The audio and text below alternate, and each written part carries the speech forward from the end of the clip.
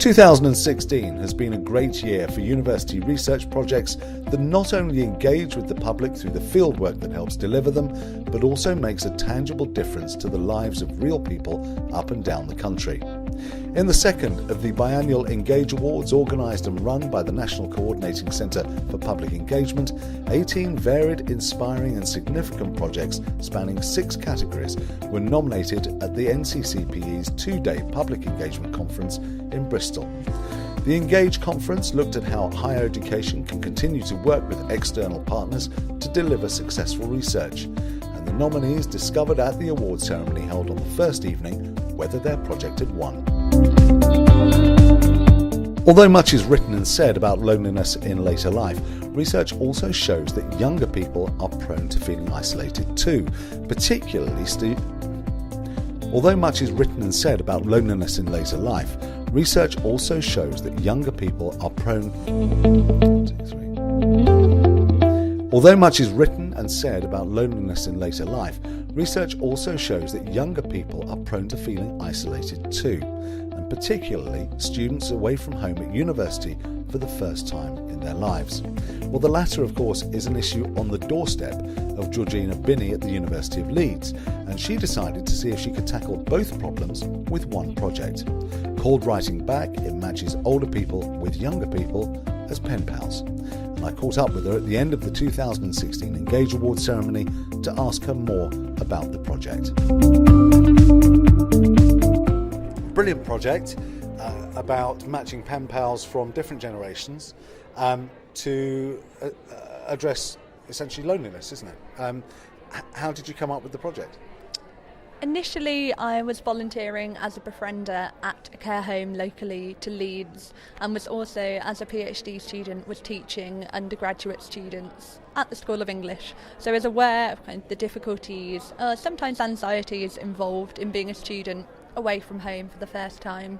I'd always written letters to my grandma, and she used to write letters to students from her church, and when I visited her, she'd show me these letters that they'd sent her, and they were these huge long letters that these students had written about their time at university. And having kind of volunteered at Leeds and worked with students, I then got the idea of maybe I could do something similar, and it's kind of gone from there. Now, your age makes absolutely no difference to the project. But you don't come from, unless you're an older person in a very young body, you're not from the letter writing generation, really, are you? Other than, I mean, not about you personally, but yeah, we live in a digital age. It's all about email, it's about Snapchat, it's about Facebook. That's how we keep in touch. So it's great that we've got almost an old-fashioned way of doing things. How difficult was it to engage the students?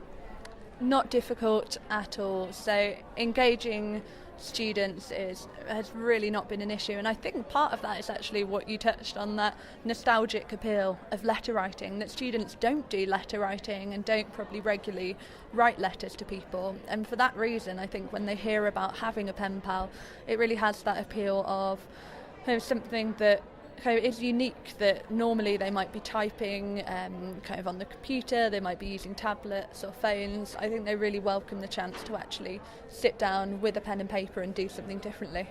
Well, as you can see, I'm as old as Methuselah, so and I remember having pen pals when I was a kid, and you know, the excitement of waiting for the letter to pop through the letterbox. And was that something that you got a sense of from the students and from the older people that you were working with? Yes, so I got a sense of kind of excitement from receiving the letters. So all the older pen pals' letters go to their home address, but it's just myself that has the addresses. So the older pen pal writes back to the student at the School of English, and the student will go along to our pigeonhole, and they will kind of rifle through the letters and see kind of has something been received for them that week. So they still kind of get that pleasure of kind of going and receiving a letter and having something to open as well. Our older pen pals have commented and said actually kind of hearing something, when you hear the postman come and you hear you've got a letter and it's something that's personal as well, that has a huge impact on them. And you worked in collaboration with a couple of arts organisations, didn't you? A museum, I think, and was it? And so there were two external organisations that you worked with. Who were they? We actually have more external arts organisations now.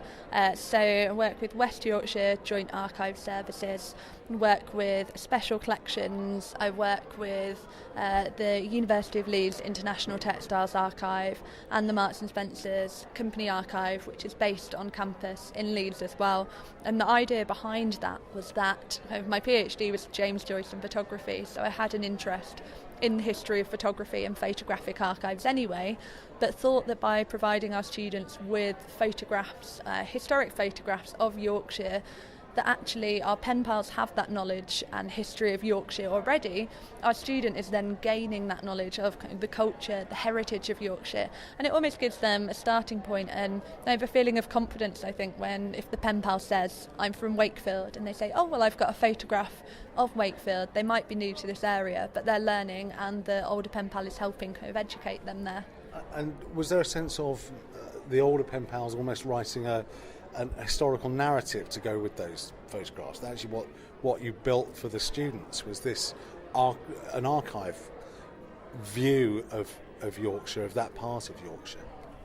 Yes, very much so. I think whilst our older pen pals respond to the photographs that they're sent and will record a historical narrative in connection with those photographs, actually things like when the student will say what was this area like in this particular decade, and not just connected with the photographs, but where did you go and visit, what did you do, they'll talk about their school days, they'll talk about growing up, perhaps growing up around the war. That actually the letters in themselves, I think, become another form of archive, another form of historical narrative. So the archive potential of the project just grows and grows. And it's not over yet, of course. So have you managed to draw any conclusions about the impact on loneliness yet, or is that work for the future? Partial conclusions and work for the future. So our current data suggests that actually if the students are often more lonely more often than the older pen pals involved. But part of that is obviously thinking this year, with that in mind, have gone more to hospitals, to care homes, to Leeds Adult Social Care, to Leeds City Council, and said, okay, we're getting older participants from Leeds neighbourhood networks who might be regularly going to coffee mornings and events already, but actually where are the most lonely people within our society? We've got questionnaires at the beginning of this project this year, and we'll have them at the end of the project. Of the participants who return the questionnaires, we have 9% of the older pen pals said they're sometimes lonely. Actually, 48% of the students said they're sometimes lonely. And part of that may be they're new to Leeds and it's the first term of university. So it'll be really interesting, I think, to see a comparison between the start and the end of the project. But also, we've been asking them, what is your perception of students? What is your perception of the university? Increasingly, I think the students' perception of the older people is quite positive. To start with, if our older participants are living amongst students, maybe that's something that they want to have challenged as well. So what's next then? So the same again, or does it grow and develop and almost just proliferate? So we run with the pen pals until April, May of the academic year, but we've also, I'm working in collaboration with a theatre company, and between January and June we'll have an intergenerational theatre group each week, and they're devising a production based on the contents of previous letters and using them as their starting point. So that will be performed in June. My role officially runs until next July, but from there I think I'd love to keep doing more with the letter writing, keep doing more with loneliness, social isolation, getting those photographic links in there as well, and think about how we could actually expand the project so it's on more of a national scale. We've done it within Leeds and within the county generally, but how can we keep moving from there?